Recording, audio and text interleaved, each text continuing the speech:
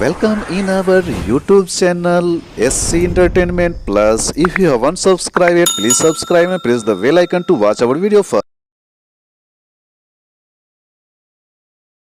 आप सभी का हमारे YouTube चैनल में स्वागत है और आज हम बात करने वाले हैं ब्रह्मांड की उत्पत्ति और प्रलय के भाग 6 में। और इसमें जो हमारा मुख्य बिंदु है वह ग्रहों के बीच की दूरी। हमने अक्सर पढ़ा है और देखा है पृथ्वी से सूर्य की दूरी, मंगल से बुध की दूरी इत्यादि इत्यादि के बारे में, लेकिन कभी हमने ये सोचा है कि वैज्ञानिक इस दूरी को कैसे मापते हैं। आज हम इसी विषय में जानने की कोशिश करेंगे और पता लगाने की कोशिश करेंगे विस्तार से कि दो ग्रहों के बीच की दूरी को कैसे मापी जाती है। तो समझ गए होंगे कि आज का जो हमारा टॉपिक है कि वैज्ञानिक दो ग्रहों के बीच की दूरी को मापते कैसे हैं। तो इसका पहला आधार आपको बता दें कि ग्रहों और सितारों के बीच की दूरी को रेडियो तरंगों की मदद से नापते हैं। इसे कॉस्मिक डिस्टेंस लैडर के नाम से जाना जाता है। इसके लिए वैज्ञानिक क्या करते हैं कि दूसरे ग्रहों और तारों तक रेडियो तरंगे भेजते हैं। वो जाने और आने में जितना वक्त लेती है उससे उन ग्रहों या तारों की दूरी का अंदाजा लगाया जाता है।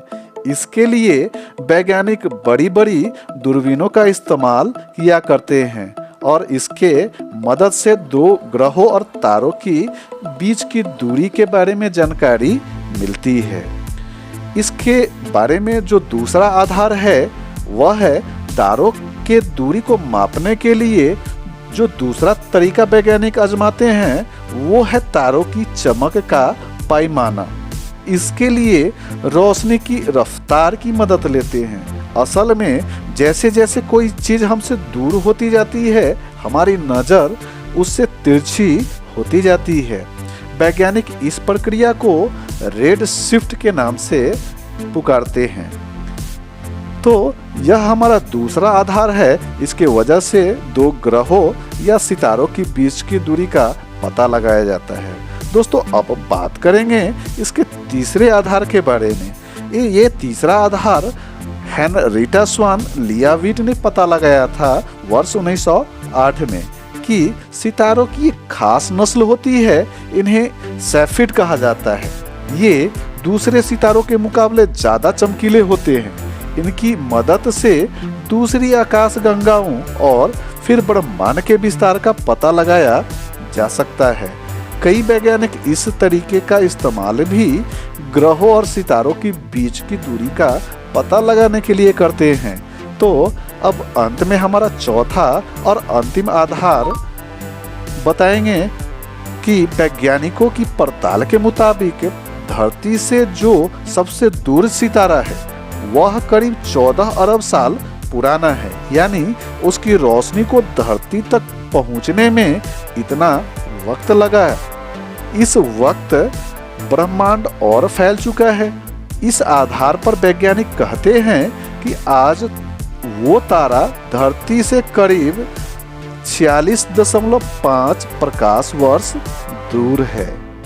तो इस तरह से आपने इस वीडियो में अभी तक सीखा कि वैज्ञानिक दो ग्रहों के बीच की दूरी का पता कैसे लगाते हैं। अब आते हैं हम अपने दूसरे प्रश्न की ओर कि तारों और ग्रहों की दूरी किलोमीटर में क्यों नहीं मापी जाती।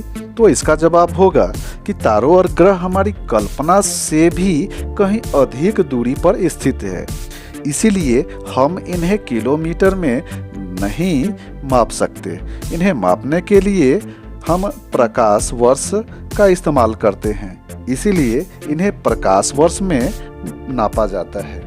जैसे सूरज के बाद अगला तारा हमसे 4.2 प्रकाश वर्ष की दूरी पर है। जब हम इस दूरी को किलोमीटर में लिखते हैं तो इस प्रकार स्क्रीन पर दिखाई देता है, और जब इसे हम शब्दों में बोले तो यह होता है 3 नील 97 खरब 40 अरब किलोमीटर।